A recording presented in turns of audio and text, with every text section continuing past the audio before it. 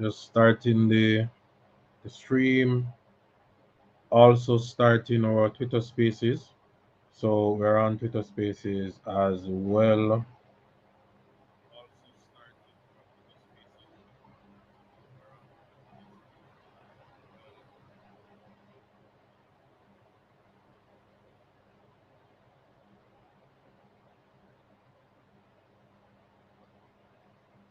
All right.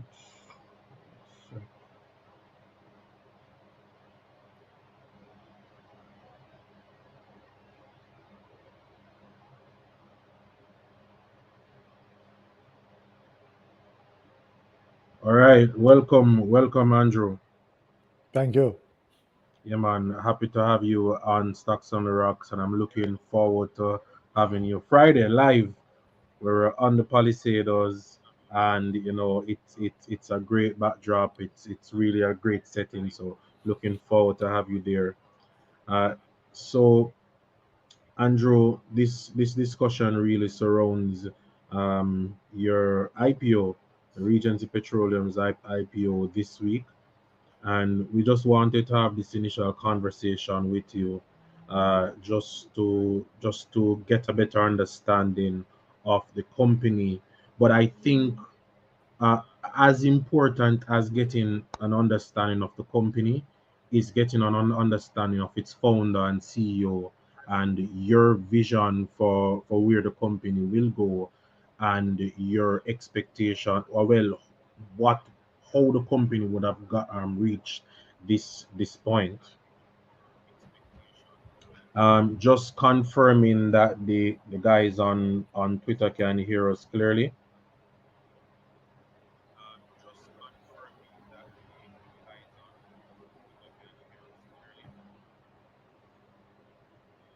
Okay. All right, Andrew, let's dive right into it. So let's start with the easy ones. Tell us about Regency Petroleum. How did Regency start?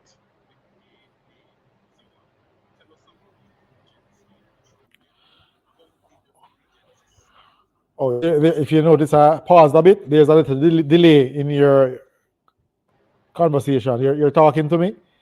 It's Hold on, are you hearing me now, Andrew? I'm hearing you, but you're repeating. I'm also repeating. My voice is. I'm hearing. I think there's a delay.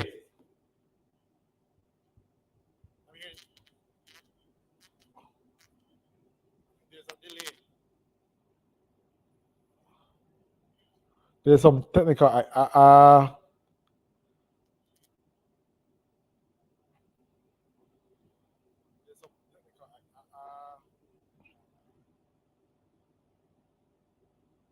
Are you hearing me?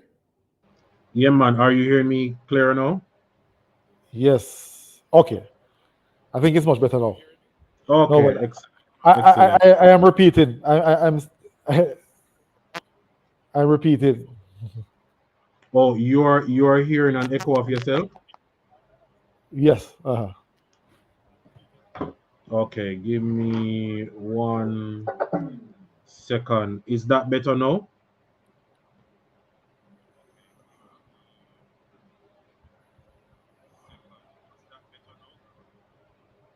Well, I heard you two times saying the same thing. So when I speak, it's Okay, just fixing that on my side. let me.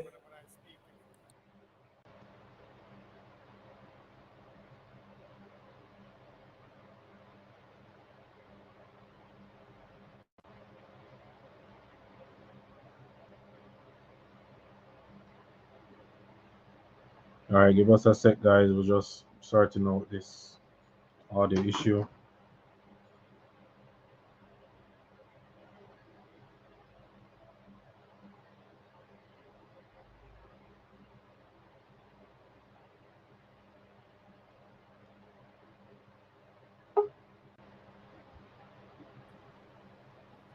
Let me see if it's much better now.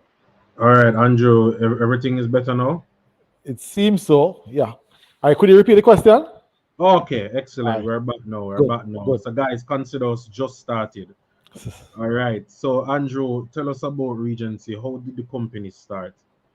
Okay. Regency Petroleum was incorporated in May of 2018. We Mm, started our operations in January 2019. However, I have been in the business previously since 2009, where we used to, under another company's name, Central Gases, to say, and we used to distribute or be distributors for other marketing companies. mhm, A marketing company is a company that sells bulk petroleum to other wholesalers, other retailers, to filling stations okay. in particular. Now, we started in 2019 with our operations with the sole intention from day one to list on the junior market, Wow. or, or, From or day on the one. stock exchange, on the stock exchange from day one. Reason being, the petroleum, based on the nature of this business, the petroleum Mhm, business is very capital intensive, especially okay. when we're focusing on LPG.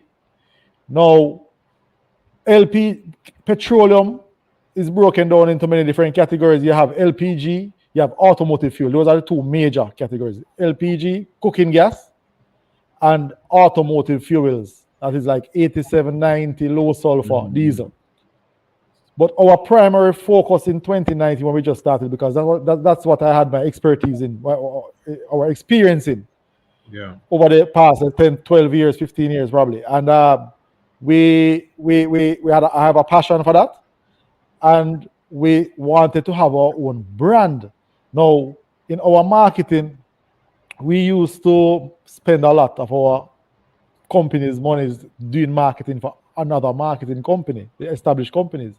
So Mm, that's how Regions actually started out. We said, boy, if we're going to do it, because we're so passionate about the business, we never wait on approvals for marketing and approvals for handouts and all that. We went ahead. It's our business, everybody benefiting from it. So we went ahead and did all this stuff. We said, boy, we're spending so much, are putting out so much effort yeah. on marketing another company's product. Why we can't have our own? So that is how Regions actually started now. We did some inquiries, and we made some inquiries with the ministry, finding Mhm, out how can we become a company like the other established companies. We're a local company, but we want to be like them. They are multinationals. So this was like a big dream or a big ambition for us to say, boy, we as a local small company want to compete now with the multinationals. Anyway, thankfully, there was a process to go through. There were application process, requirements, regulations in place, and we met all of those, the long and short. We met all of those, yeah. and we acquired our marketing license. Now, I must say, a marketing company Mhm, is a company that markets a product. In regards to petroleum, we yeah. market petroleum products. We do not blend and we do not manufacture. It's very important to know that. We do not blend and we do not manufacture. We market the same product, which is a petroleum product. Now, the integrity of the product is left up to the manufacturer and the blender, which we have a lot of confidence. We are 100% Petrojam loyal. Okay. So you Right. purchase all of your Petroleum products petroleum from from Petrojam. Petrojan. Right. Now, so we are 100% petroleum loyal. We do not import. We don't see any need for importing right now because, as I said, I'm very patriotic and we want to support our local industry, especially we don't have an Yeah. issue with them. I tell you, on previous interviews, I've said, boy, Petrojam system, entire system is next to the first world systems in terms of ordering, delivery Mhm, process. It is so efficient. It is so economical to use. It's next to first world. The whole ordering process, everything, it makes it easy for you. It allows you in your operations to be efficient also. And they're very facilitating, they're very accommodating. They open. I mean, it seems as if they open 7 days a week, although it's 6 days a week. But it seems, I mean, they are so reachable, they serve so they yeah. facilitate the process so easily. So we really and truly don't have an issue with our supplier right now. And as I said, we're very patriotic. We want to support the local industry. So we have to the point where we actually have a loyalty agreement with them. You know, So what does that loyalty agreement it say? allows us certain incentives in terms of discounts, which we pass on to the. We will get to that later. We pass it on to the final consumer. So we Okay. are known. Regency is known. Our businesses prior to Regency, we are known to be very price competitive. That's why we build our name Okay. on. And I like that you started with from day one you had some form of intention to list on the stock exchange, Right. because my next question relates to the process. So a lot of people may see a prospectus out and think, oh, it's just, Andrew and the GK team wrote this up last week and they submitted it to the FSC and everything was just great. Walk us through that process briefly of making the decision to list and actually preparing your company to list on the junior market. Okay. All right. As I said, it was our intention to list from day one. Now, we made the necessary inquiries into the stock exchange and what were the requirements were. So from day one, we know two primary requirements were the financials, reporting the financials on time, and a track record. Yeah. So initially, so that's how we come to the IPO. So initially, as I said, it's a very capital intensive industry. We took on one or two. We took on some debt. We took on, I think, two investors who invested primarily for the sole purpose of acquiring shares at the IPO stage, and also for us to begin our operations and start building that track record where we have proper revenues, proper profits. So we over say a 3-year period which we have accomplished, we would ensure that we reach that target or those targets, achieve those Wow. targets. So we will be able to be able to list at this point in time. Now it was quite challenging at first, quite challenging is an understatement. Because as I said, we started on the LPG industry where we have 6 players currently. We had 5 probably about a few months ago. We now have 6 players currently. We might have more coming up soon. Now, as opposed to the automotive fuel industry where you have probably about 15 or 20 players for the automotive. Reason being, again, the LPG is quite capital intensive. I can't stress that enough. This I keep repeating the capital extension on the LPG. Right now, so we started out. We had our challenges with the cylinders. 2 main challenges with the LPG are the fact that the cylinders are quite costly for one, and it's very risky to control. So in the terms of control fire and no, in terms of theft. Oh, It's risky to control in terms of theft. Now the cylinders, you imagine you are investing now, millions and millions of dollars in a product that you're going to give away. Basically, those cylinders, we have to give them away. The reason we have to give them away, we are new on the market. We're not established. Now it's going to lend to a lot of questions from the final consumer man. I'm used to these companies who have been in existence for about 20, 15, 20, 30 years, probably 40 years. People who are 25 years old, 15 years old, they only know those other established companies. This is a new company now selling a volatile product as cooking gas. When the first thing comes to a lot of people's mind, when they put this in the home, if you're going to blow up, the first thing, if a fire develops, you say, the first thing you're looking for is the gas, the cooking gas, to see if it's going to explode. So you want to be able to have certain level of confidence in a company to purchase the cooking gas. And apart from that also, we were very price competitive.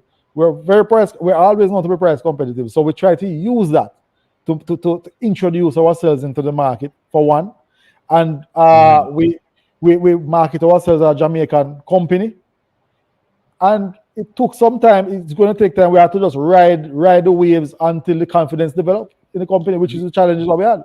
Did you start that part of the business with how do I put it? Did you start that part of the business with delivery as a part of your service offerings?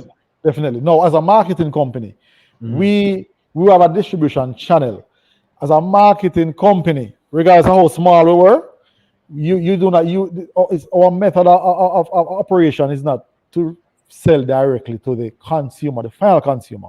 You would sell to the distributors or the dealers now, Yes. who would in turn sell to the final consumer. So you or anyone with a home ordering a cooking gas, you wouldn't get the cooking gas directly from the marketing company head Yeah. office.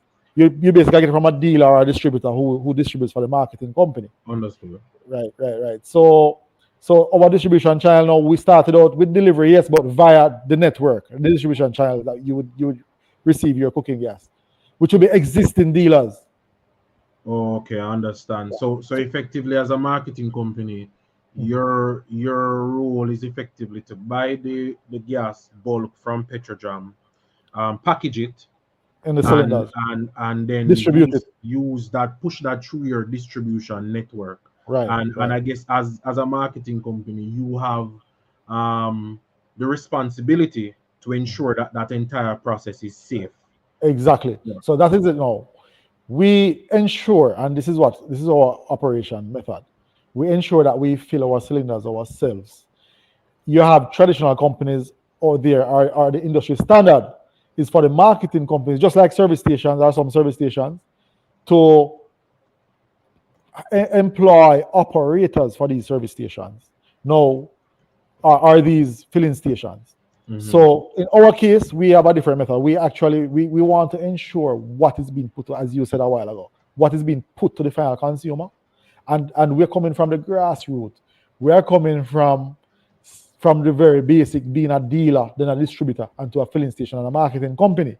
Yeah. So we know, in saying so, we know what the final consumer requires and what will make them satisfied and pleased. So we know, and it's very simple. It's a good price, a good product, and a clean product. I don't, and I keep mentioning a clean product Hmm. because it's a simple factor, but it's very critical because these Hmm. 25 pounds is used. They are used in people's homes, usually inside the house. You don't want to go in the kitchen and see a greasy cylinder No, or not a at dirty all. cylinder. So Not it at is all. very important we ensure. So by operating our filling station ourselves, we ensure certain standards Hmm. are kept. So Andrew, did when did you start the service station side of the business? Okay, I'm glad you asked that. Now, for 2019, we did purely LPG, and I'm going to touch on the prospectus as I explained, Yeah. and the financials and so forth, so you can see, make it more clear for you. Yeah, man. Uh, in 2019, we started out with primarily LPG. That was my experience. Hmm. That was my expertise in it, and we upon entering 2020 now. This is pre-pandemic, pre-COVID, just before Hmm. COVID. It we were it came to our attention from Petrojam, and we were reminded from Petrojam that we have a supplier contract with them and we can take advantage of automotive fuels. Not because we primarily and set out for LPG and we want to focus on LPG alone. We also have the opportunity of compounding that with the automotive fuels. Now, we started out because automotive fuels like LPG is sold on a bulk basis as along with a retail basis. Now, for the automotive fuels, to have, are you hearing?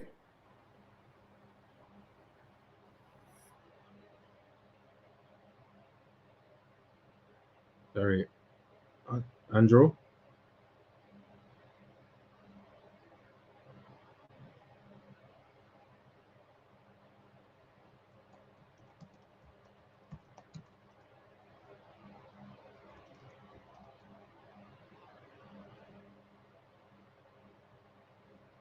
Hi, Andrew.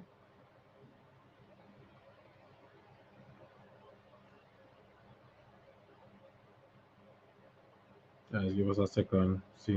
Andrew seems to be having some challenges on his side.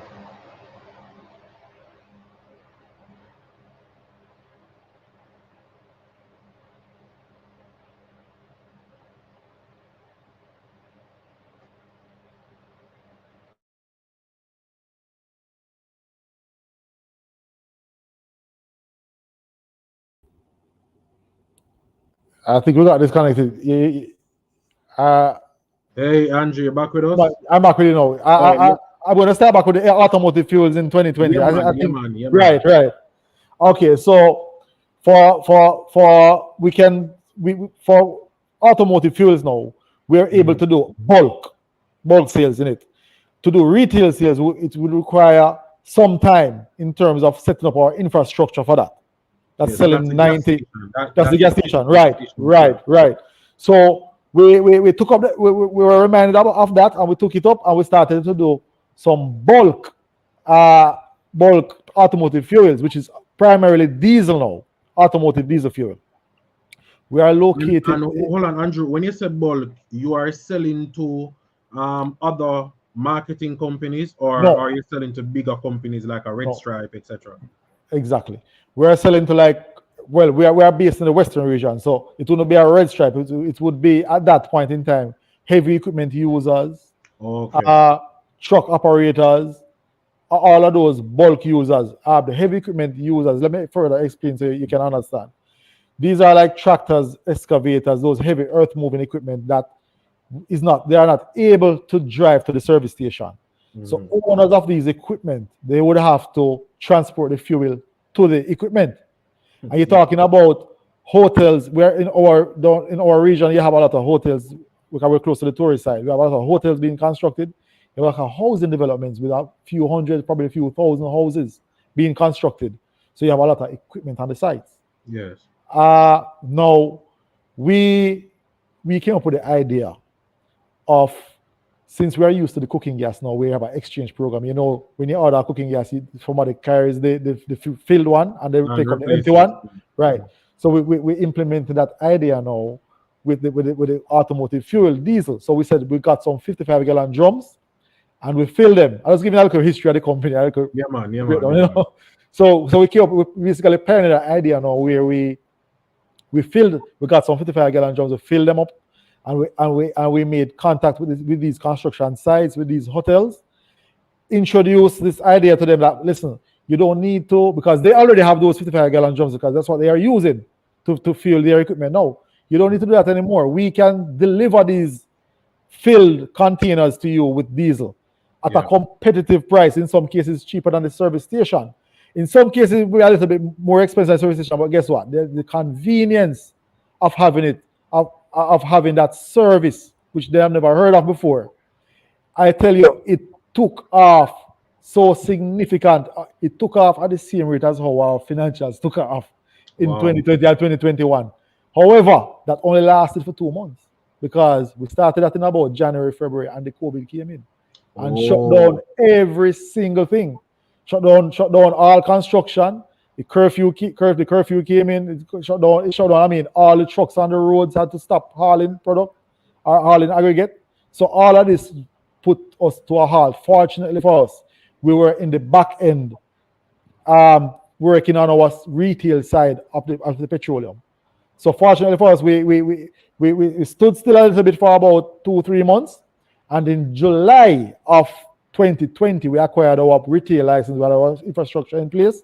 We got our retail license to retail now 90 fuel. So we're out of the diesel now because everything is on hold. But we say cars are on the road, so we can retail some 90, and we can be competitive, being a marketing company supplying straight to the final consumer. And especially in our location, our region, we find that we could be competitive. So when you look at our financials now in 2019, $48 million revenue for the year, primary LPG sales, solely LPG sales. We look at the okay. revenue in 2020 now, so 2019, 48 million, 2020 now, from January to July, it was solely LPG again. With a little, I mean, I wouldn't even mention the diesel that we're selling because it's like a 2 month, 1.5, 2 months. It's just about to take off and we had to stop. Yes. So it was made up primarily of LPG, the sales between January to June, July. And for July to December, 5 months of the year now, we started the automotive 90, and that skyrocketed the revenue to 190, close to $200 million in revenue. And Wow. but I must say this, not because the 90 octanes skyrocketed the revenue to 190 million. The LPG was still growing at a steady pace. Not as significant, as the automotive 90, but it was still growing at a steady pace. To explain this is, I would say 80% of that revenue would have been would have been automotive 90, and 20% or 25% would have been LPG. So if you take 20% of the 190 million, you're talking about, or 25%, you're talking about probably $50 million. You follow what I'm saying? Thereabout. So it still grew. It still was growing. It wasn't with the challenge that we had with the LPG. It still showed growth. Yeah, man, that's very, and I'm happy that you shifted into the discussion about LPG versus automotive gas as it pertains to how much it accounts for in your sales. I realize that your margins seem to be a bit better than your competitors, particularly one listed competitor. Is that because the LPG business is a higher margin business, or is it that the automotive gas that you're going into more now is the higher margin business? No, I can tell you with all certainty that the LPG business is definitely a higher margin business. It's a higher capital expenditure business, but it's a higher margin business. Okay. So Okay. yeah. Okay. So when you mention capital expenditure, so just for some context, at least the last two companies that would have listed on the junior market would have seen billions of dollars being raised for just the maximum amount, which was for one company 500 million. They raised almost $5 billion. That's almost 10 times the amount that they actually needed. Do you see Regency, if let's say you open this week, right? And I know that people are already sending in applications, so you should already have an idea of how that looks. Let's say Regency gets over $1 billion, and Andrew says, look, GK, this is amazing. This means the market loves my company, they love my product, and they love the story that we put forward. Do you see yourself coming to the market for more capital soon? Okay, I'm going to answer that in stages. All right. Currently, we came to the market for I think it's $287 million, right? Now we are a company that strives to be competitive, and in doing so, we have to reduce our costs in order to be competitive, right? Now, yes, we will have oversubscription probably, whatever I'm hoping, but yes, we will come back to the market eventually whenever we deem necessary. Now, at this point in time, we deem it necessary to come to the market for what we actually came for, because the whole industry, I can tell you, we are expanding now on our automotive side, which is service stations. Now, for this to take place, or for us to construct a service station, it takes time. It takes time for applications, for permits to be granted, and that's a major factor. That is even more major than the actual construction process of the service station. That's the least of both. Now, it takes time to do the whole entire process. So we basically had already approved plans for what we're putting up now, and the service station we're putting up now. So that is why we actually came to the market for what we came for now, because those are approved already. Now, it is our intention now to expand on this and grow. And I mean, we are very patriotic. We want Jamaica, just like our athletes, as I keep saying, just like our athletes, to equate Regency, man, as our Jamaican petroleum company, as the company for Jamaica. So that is our objective. We want, when you talk about petroleum in Jamaica, you're talking about Regency Petroleum, until we actually move to the Caribbean and elsewhere, because that is a must. We have to expand, or just like the multinational, we are no different. Or at least look at Jamaica, how small it is on the map. And we are, as I said to somebody recently, I can't think of somewhere in the world where you go and you don't book up a Jamaican, right? And look how small we are. So why can't we?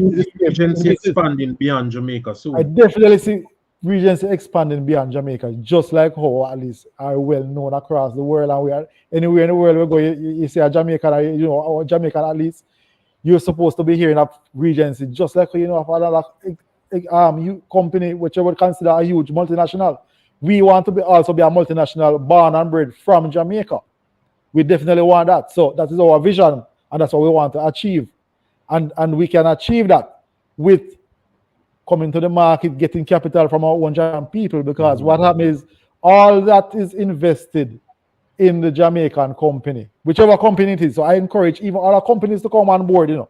We're not being selfish. I mean, competition will only benefit the final consumer and our Jamaican people, and everybody will benefit. It's a win-win situation. It's not just about Regency alone benefiting. It's about the entire, it's a win. I am always in for a win-win situation. I always try to ensure a win-win situation. And it is achievable. It is definitely achievable. You understand what I mean?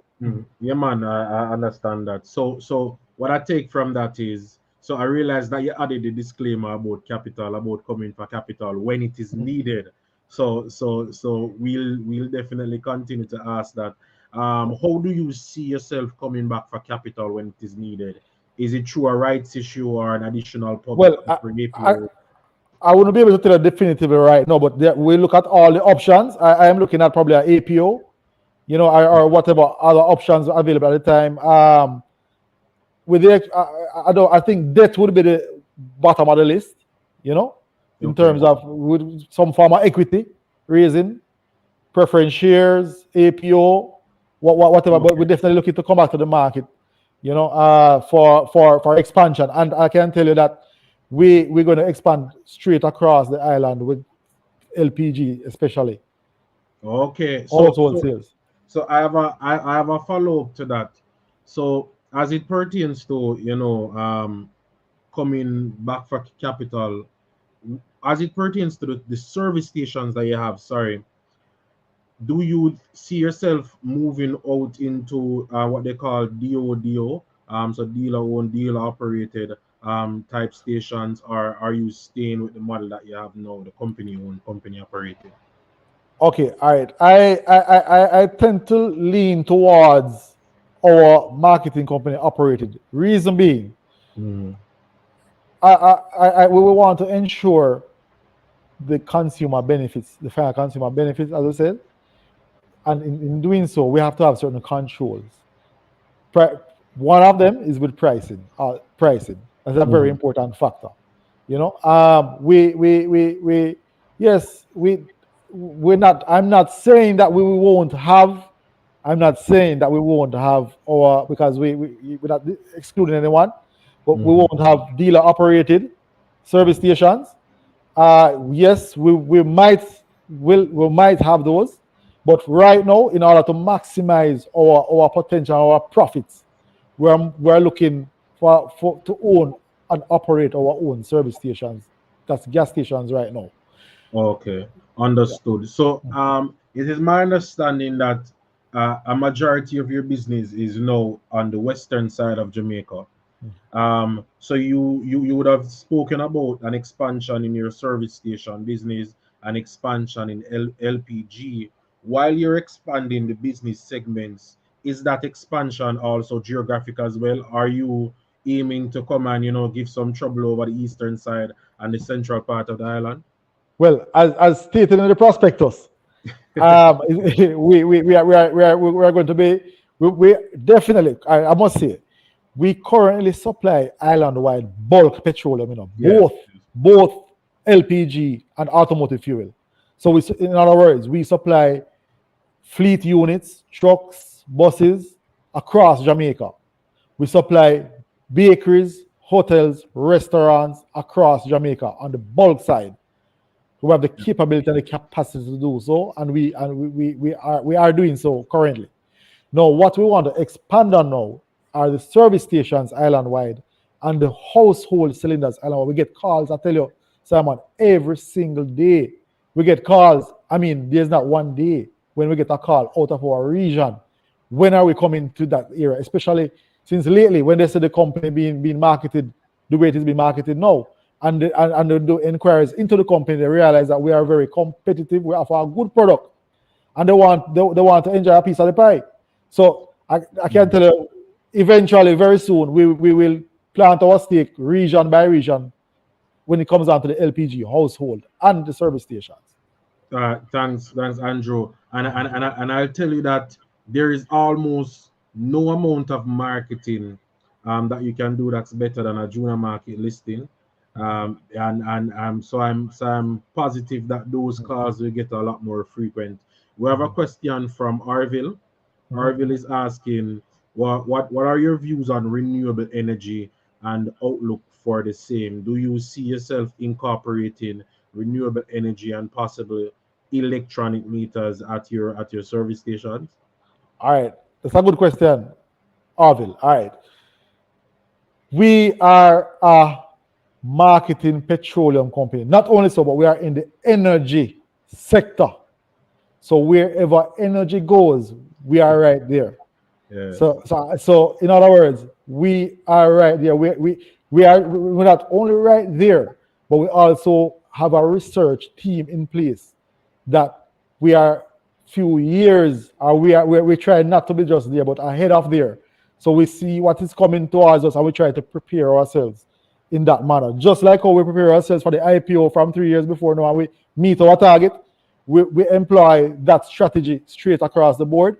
So we are an energy company. So what I'm saying, the point I'm making is that as long as the human race exists, we need energy. So wherever energy goes, we are right there. So if it moves away from whatever and moves to whatever, we will be right there. And we will try to ensure that we are always a step ahead. Andrew, that's a good answer. You know, Andrew, I realize that you're not giving it too much, you know. I respect it. So Andrew, do you have any single player that accounts for a large part of your wholesale or bulk sales? No, not really, because it's a petroleum, it's a need, it's a necessity. So you find that the masses, the bulk of the population demands the product. So we don't really we have bulk, which is why we separate it between bulk and retail. So we have bulk customers, varieties of bulk customers, high, low. So we engage, we supply all categories of bulk customers, from the highest to the lowest. For argument's sake, so there's no single one bulk customer that accounts. No, because if you were to state that, you're talking about probably like a huge bakery company as opposed to a huge restaurant chain as opposed to a small, and we do supply both. We supply the huge bakery companies, we supply the small bakeries, we supply the huge restaurant chains, we supply the small restaurants, the cook shops, the big restaurant chains, we supply both sides. So we supply in each field or in each category, you know. We have a question from Devon on YouTube. Does your current infrastructure and or planned infrastructure developments have an accommodation for LNG distribution for transport fuels? Not at this point in time, and I can tell you why. Based on our research on LNG, currently, LNG equipment, the equipment that uses LNG, not the equipment that we would have to store it in, the equipment that would use LNG, it's a separate makeup engineering involved as opposed to an equipment that uses LPG.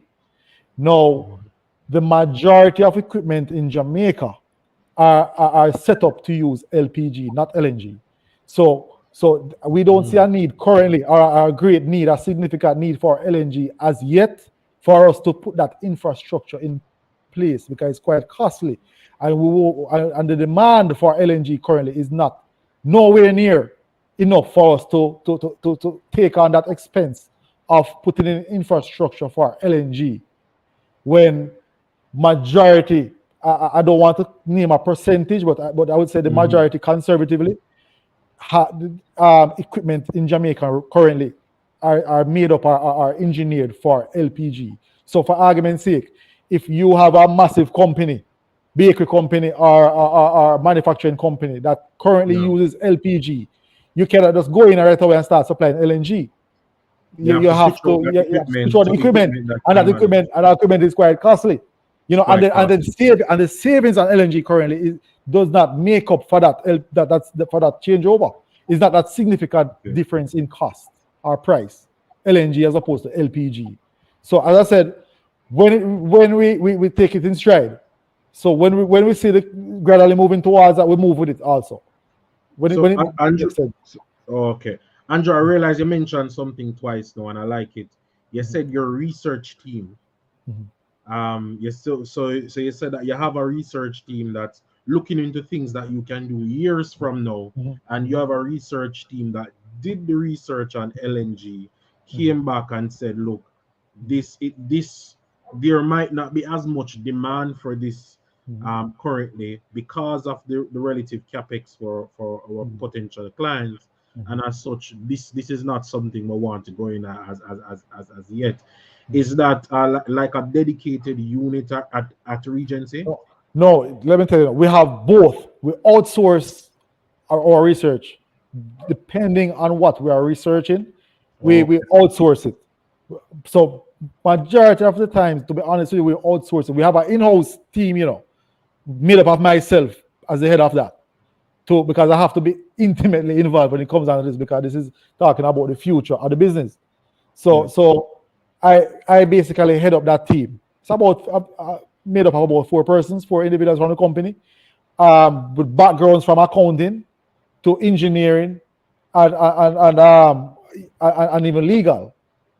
You know, Mm. so we have when we need to outsource, we outsource. You Well, know, and that's most of really good. our research is actually outsourced. So It's when we really move good into to an hear. era, I kind of tell you, when we move into an era for a service station or for, I don't want to talk too many of the secrets, but we have to do our research into the era first. And most times we have to outsource that information. We need to know the population, we need to know the volumes being used, the amount of motor vehicles, whatever, the population, the density, all of these things come into play. So we don't just get up, I would say, Jamaica, I would say willy nilly, and just put up a And gas just to station pick a or put up a, location and build a right, station no, no, there. no. When you say we're doing something, a lot of research has gone into it, you know? Okay. I wanted to so on this point of strategy and the outlook going forward in terms of the industries, do you see yourself going into the marketing slash distribution of other compressed gases? So Uh, for example, oxygen, etc. all right, those industrial gases now, yes, we would see ourselves, but we need to master what we are doing first and what we have the expertise and the experience in first. We're not, I mean, I'm not saying no, you know, because Mm-hmm. we can employ the necessary expertise needed. But currently, we have our projected our timeline to complete certain goals and tasks that we have on our table right now. We want to execute those and master them. We don't want to have, as Jamaicans would say again, too much pot on the fire. You know what I mean? And then them burn up. You know, we need to make sure that we have all our, what we have on the table now, and our focus right now is to expand on our service stations and our LPG. When Okay. necessary, we will move into the oxygen and the acetylene and the industrial gases. Okay, understood. Uh, uh, One of the challenges that investors have had, increasingly so over the last couple junior market listings, is that you come to market, you say you want to raise an amount of money, and people love it, and they give you more money than you need, and then the allocation ends up to be relatively low, so they end up getting 10,000 units, 1,000 units or so. Um, do you have any mechanism, or have you had any discussions with GK, your broker, as to how you will do the allocations for units?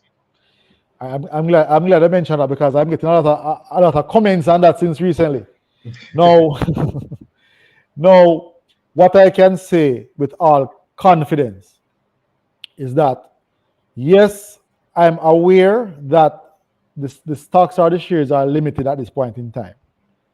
Now, what I'm also going to say to all the shareholders, all the investors, all persons who wish to participate in the process, don't be too disgruntled if you do not receive what you had applied for.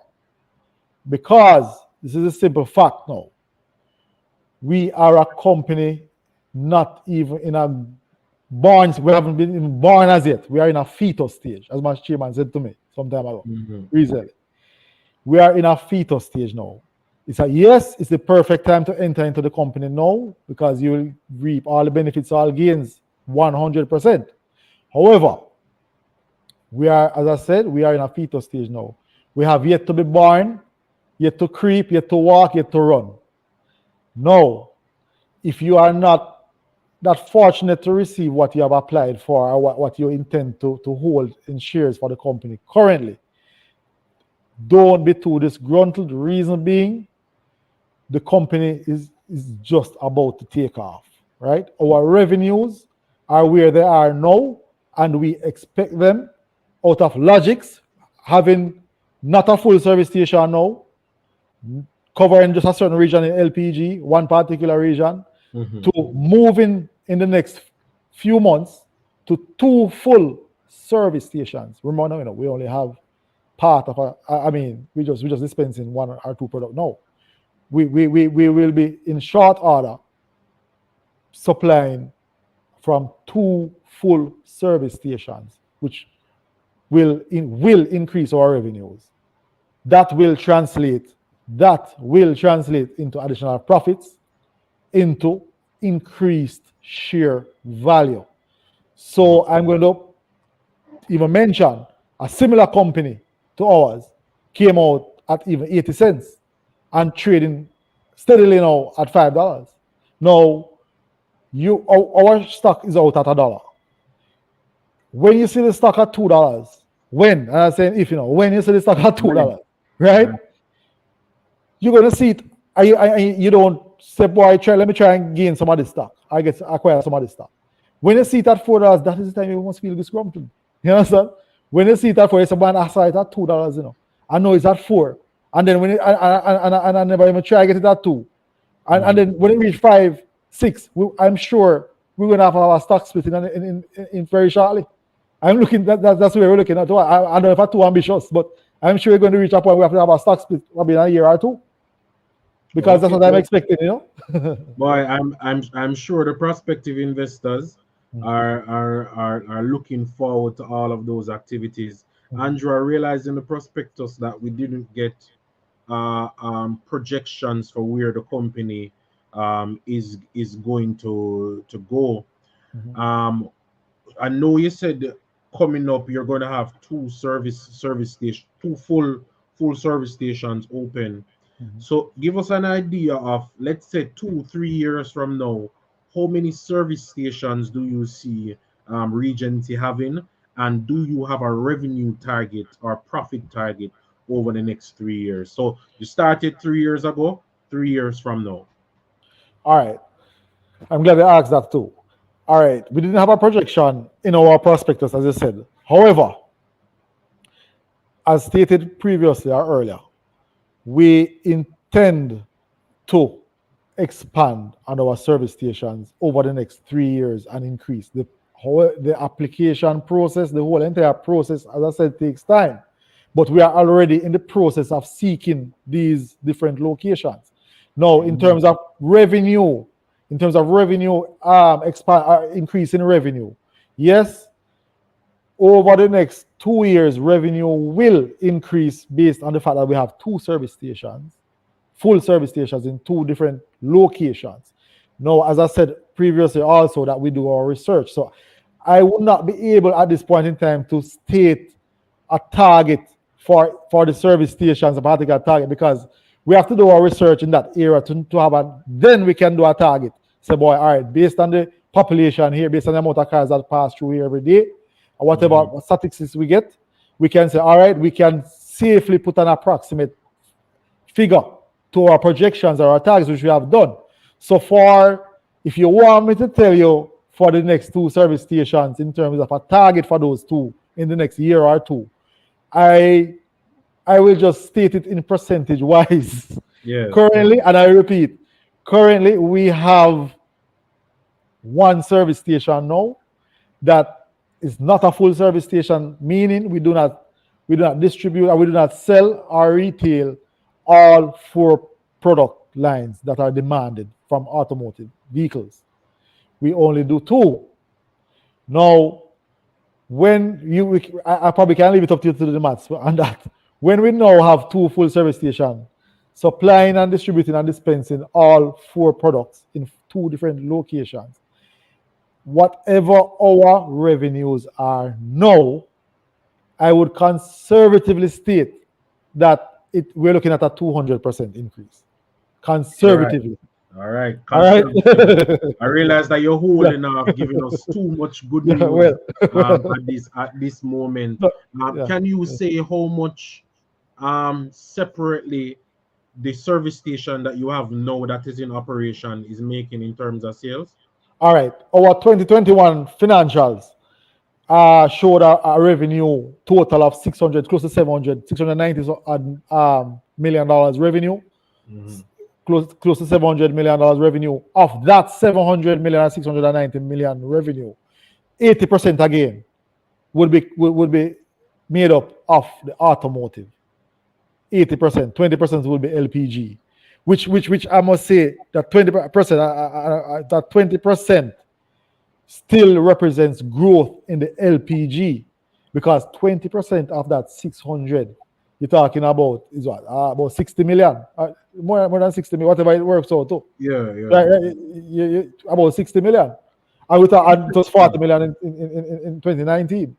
Interesting. So let me reiterate. I like to get these things flowing through my brain now. So what you're saying is that your full year 2021 was about 600 million. About 80% of that amount came from the service station that is not fully utilized. So you're only selling a few products out of all the products that you can sell. Then another station is coming on stream soon. So so the automotive part, which is the largest part, should be experiencing significant growth over at least the next year when the next station is opened. And so let me help you one sec. So if it's 80% of the 600 million or 700 million, you're talking about 500 million in revenue. So if that was to double, that would be a billion. And if it's 2 service stations, it will be 1.5 billion. So we're looking at a conservative figure of 1.5 billion in over the next, I would say the next 2 quarters.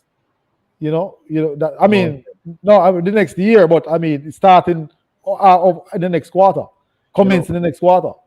Philip is asking the next question that I'm going to, because I care about the sales, but I was going to your net margin because I care about the profits, because that's where we'll see the growth, and that stretches to hopefully towards capital gains for investors when they see that.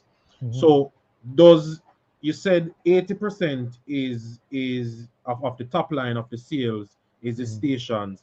Does it account for 80% of pre-tax profits as well? Yes, it does. So 80% of, right. So but you know, being on the junior market now, we're going to we'll have that. I'm glad they mentioned the tax thing. You know, we'll have that tax break for the next 5 years. So no taxes for the next 5 years. 5 years, right? So we can use that now to reinvest in the company and pay dividends. So we have. I want to ensure that our dividend policy will be very pleasing to our shareholders. You know. Okay, excellent. So Andrew, you're giving me a lot. You know. So you say basically, if you and your team execute what you have planned to execute, the top line should be growing significantly, profits should be growing significantly, conservatively, and dividends should be issued out for investors that also care about dividends. You spoke about the possibility. You said if it is deemed necessary, a stock split. You spoke about an additional equity raise in either an IPO or rights issue. Okay, some great things. My final question for this point, and guys, you can put your questions in the comment section for Andrew, please. My final question from this point is, so we saw your financials as at June 2022, Pre-tax, you would have done about 51 million versus 35 million over the same Previous year. period last year.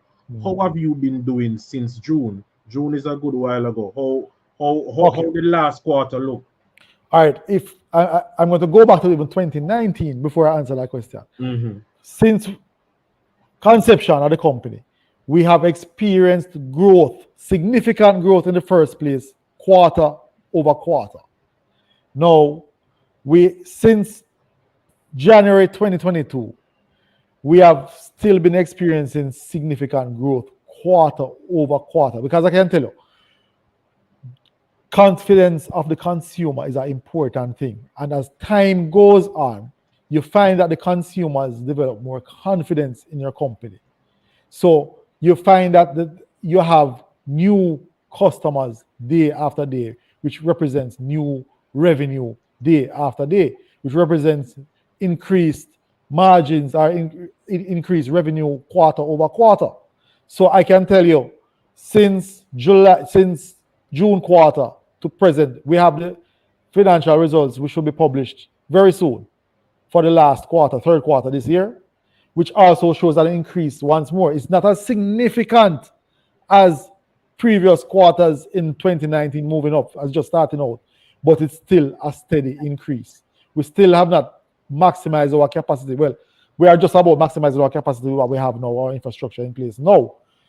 And we will see these increases moving forward more. You will see a significant increase again in proportion to what we saw in 2019, 2020, 2021. That jump will occur moving in 2023, considering the opening of the 2 service stations. So you will see that increase. Okay, so what I can suggest, and I realize some players might not do this because they don't want to give away the secret sauce. But maybe for the management accounts, you can give some segment reporting in terms of automotive versus LPG, so that your prospective shareholders can see, how the business is growing. But I realize, and I don't want to skip over the point, you said publish financials. Yeah. Now, you if everything works out as it's supposed to, because we know it's a process, even after you open this week, and you list on the stock exchange, let's say early December, you still intend to publish financials for September? We definitely do. We actually have those in-house financials ready at the moment, under review with our auditor. No, I can tell you, I like this financial statements that we're making, or financial topic that we're on. If you look at, I want you to look on our board, our consultant team. This company, Regency Petroleum, is a company which is made up of many accountants. We have on our board auditors, we have chartered accountants, Yeah, we have Lancelot, right, 40 years of experience talking about. We have Andrew Cockin, years of experience in management, banking. So we have our fire consultant. Now, as I said, we are a marketing company, we're a blender. A lot of persons, I'm going to be straight with you. A lot of persons will say, boy, you're selling petroleum, you don't have an engineer, you don't have a chemical engineer. We don't blend, we depend on the blender, the marketer, which we have a lot of confidence in to have those engineers, which they do, and which they do send out certificates of quality and all that to us daily. Now, what we need, selling a volatile product like gasoline 90 and LPG, what we emphasize on, and I'm not sure if other companies do so, but what we ensure to do is make sure we have a proper fire protection and safety team in place. We have a consultant from the fire department employed to us to ensure that our staff are properly trained. As a matter of fact, trained to the point where they can assist the fire department. So they are wardens. You follow what I mean? So we emphasize on that because we think it is very, I don't know if anybody else might think so, but I tell you, that is a very critical factor to have fire protection and fire safety, because we're handling something. You don't want any of the member staff or anybody to get lackadaisical. Yes. Just because you're in this every day, it's very easy to get lackadaisical on it. We have to ensure this it has a lot to do with the future of our company, and even health and safety of individuals. Yes, of yes. its citizens. And we certainly have examples over the last few years of where the worst can happen, Exactly, exactly, exactly. and no company Right. wants to be anywhere close to that We have to situation. keep that risk minimum. Minimum. Okay. You can't eliminate it, but you have to keep it to at the very minimum. And we do our best to ensure we do so. Okay. Andrew, do you see this offering when you open when you open tomorrow? Do you see this being an open and close offer, or do you intend to keep it open for an extra day, or just want to get it closed as soon as possible and through the door? No man, I want to give. As I said, we're a Jamaican company. We want to give everybody an opportunity to participate. So yes, I don't see it as an open close. I want to give everyone an opportunity to in the last minute to see how best they can participate. So Oh, I don't see it. I mean I don't see it as an open close you know, situation. I realize, so for full disclosure, I have experience in investment banking as well. Mhm. And I was wondering if you listed strategically around the pay week, to No, ensure, or if that was coincidental. no, that was brought to my attention just now. Okay. Yeah, Yeah, so man. Well, I I have just a pointing out to you, said yeah, the pay yeah, week is up to the 25th. yeah, So, yeah, yeah. I think you would have fallen on some luck there, No, no, well, as it pertains to that. so in that case, we'll definitely keep it open until the week ends then. Okay. So we have a question from George. George is asking about. I mean, George loves Regency. George is asking about a service station in St. Anne. That's the tourist parish. All right, George, I love that question because guess what? I'm going to charge you now to provide me with a location there. If you can, yes, definitely, we're definitely looking to put up a service station on the north coast, and center will be great. So if you can assist us in any way at all, of a location that will be suitable for a service station, we welcome that because yes, definitely, and we are already like right now. So let us know. Okay. Okay. And okay. Yes, so Arville was just saying that he believes that the IPO will be oversubscribed. So that's a good thing for you, Andrew. Yeah, yeah. Andrew, how does it feel? I guess this is more personal. How does it feel to be at the point where you will become a listed company CEO, where companies from all over the world will be searching for the Jamaica Stock Exchange and see Regency Petroleum Limited as a listed company? How does it feel for you as an entrepreneur, and particularly with other young entrepreneurs looking on to you and wanting to do what you are in the process of doing now? I'm glad you asked that question also because this is very important for me to state. I am a God fearing person, and I didn't get an opportunity before. No, I didn't see an opportunity before now to even mention this. That this is all God's doing in my eyes, in my sight, because I've been faithful to Him in all my works, in every single decision that has been made in regards for me personally and for the company. I have brought it to Him, and I have trusted in Him and have all faith in Him to the point where my passion is for the business and the faith that I would have in God for with this company is that, boy, if it is not His will for this company to reach to this point, He knows my heart's desire to know that, boy, this is what I really want. But if it is not His will for it to happen, I will be comfortable nevertheless, whether we came to IPO or not, because I know that I surrender to Him everything that I have, and I put Him in control. So at this point in time, yes, I see where this is all He's doing, and Yes. I take pride in it, and I can't tell you how grateful I am.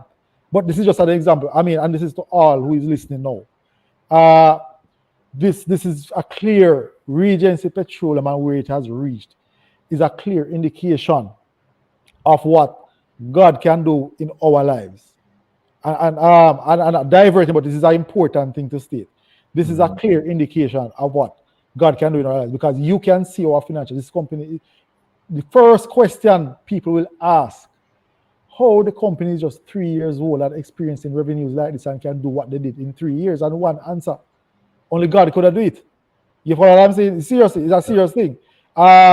So yes, I am quite proud and pleased. My family is proud and pleased of our progress and where we are now. And I leave it in God's hands to, because He has carried us so far where we are now, and He has allowed all what has taken place to take place, to put out the IPO at the end of a month when it's pay week and all that. That's what I mean. Very So, fortunate.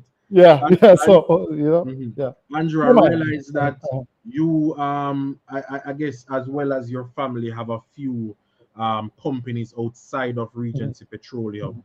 Do you see yourself either having Regency purchase said companies in the future, or listing other companies on the stock exchange as well, kind of redoing the success that I know you'll get coming out of this offer with your other companies? Well, I will not say no. Definitely, this IPO experience is new to me. I don't know what to expect from it, really. I mean, just based on we're doing it day by day, but I'm sure thus far it is quite promising, and it's definitely the way to go when you want to expand your business to a higher level. So yes, I would consider going public with other businesses. However, the other businesses you have mentioned, majority, they are not related really. They're separate and apart from Regency, the nature of it. So they're not related to you. Right. I'm not even not so much so even related. It's a construction companies, and well, the other one would probably complement the business as a lubricant company. So yes, we would look further on at listing, and I'm sure if we decide to do so, we'll have the support again from the investors. So based on how Regency has performed. Yeah, man, absolutely. I mean, I can see it already. I like the idea of Regency rebranding as Regency Limited and purchasing a lubricant company. Having a Regency group of companies. I'm speaking it into being. Well, let's see. Yes. My final question as it pertains to strategy is, so you are the founder of the company of Regency Petroleum. You are the largest shareholder of the company, and you're also the CEO and a member of the board. Do you see yourself as a key man, and do you have a succession plan in place? If anything were to happen to you, where there is a team behind you that can take over and run the company. Well, it is always my belief. A company as Regency is as Regency is similar to, I would say, like a government. We employ the necessary expertise in the necessary areas. Now, regards to succession planning, now, yes, I have three. My wife, which is an attorney, and I have 3 children. All to say, boy, they are all interested in business. My daughter is on her way, trying to get accepted into an Ivy League business university, and others should follow suit.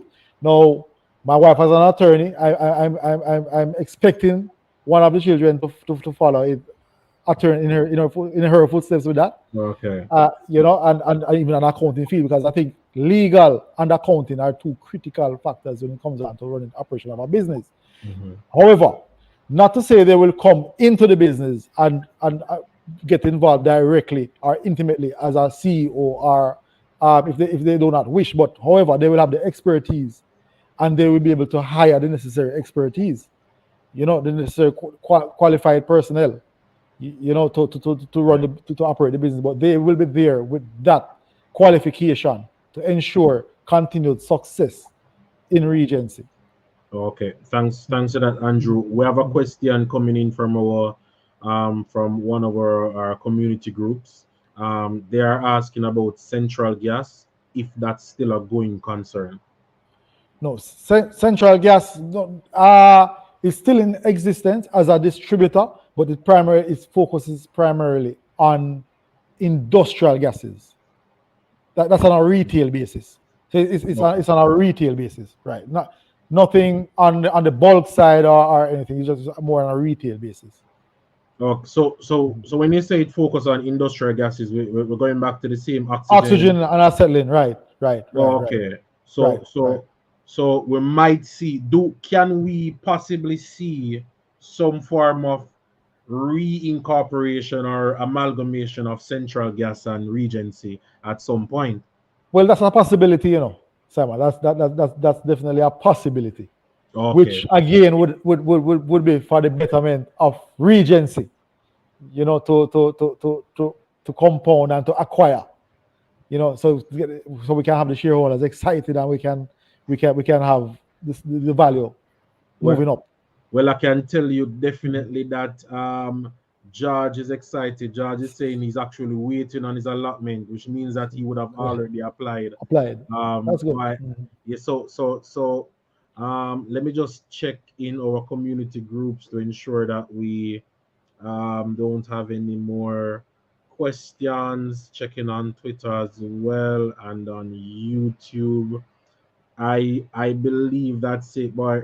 Andrew, it's really been a rich conversation. Mhm. As I promised, you have certainly shown to know your company inside out from every single point. I mean, you shared with us your how the company started, your strategic outlook for the company from a segment basis as well, in terms of service stations versus bulk LPG, and how you intend to expand on both parts of the business.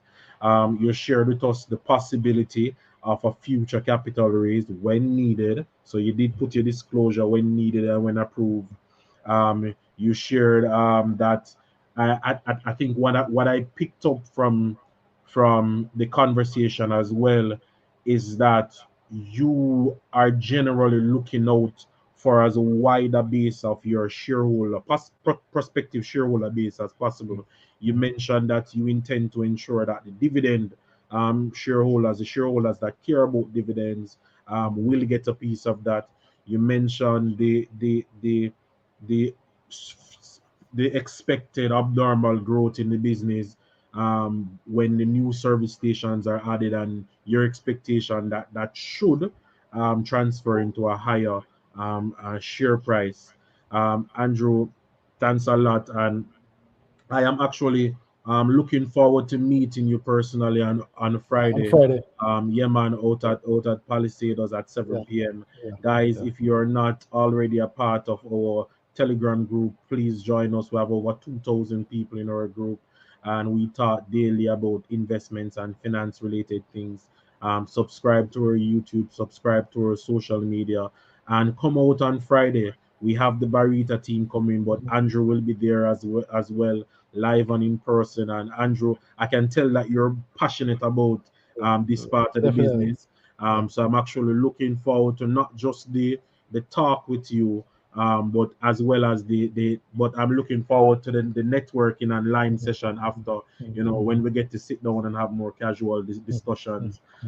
Guys, thank you so much again, Andrew. Andrew, do you have any last words for your prospective shareholders? Why should someone that's listening to you now invest in Regency Petroleum? Well, I will go back to say that we are in the fetus stage now, and it's the perfect time to enter into Regency Petroleum as a shareholder. We have room for growth so significant.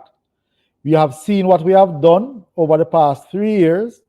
You have seen our growth, significant growth, steady growth, and you see our product line, you see what we offer, it's a necessity, and you see what we are a Jamaican owned company.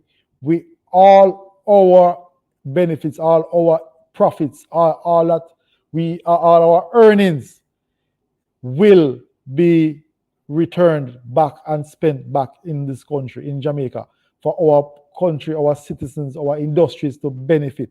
We are a local company. We are a pro-Jamaican company. We ensure we want to be a multinational, and even when so we grow overseas, elsewhere, Caribbean, all those profits, all those earnings will come back to our country. So this is a time now to take pride in our country, invest in our country, invest in our industries, invest in Regency, so that we all can benefit. I always want to ensure that it's a win-win situation for both of us. So good time now. If you are not fortunate enough to acquire what you're intended to acquire in shares now, don't be too disappointed. You just follow Regency, and we have far to go in terms of our stock value, in terms of our shares, in terms of our investments, right? So I wish you guys all the best in tomorrow in your applications, and I hope you get what you want. Are you satisfied with what you will receive? All right. Thanks a lot, Andrew. Thanks everybody for coming. I'll see you Friday. Thank you.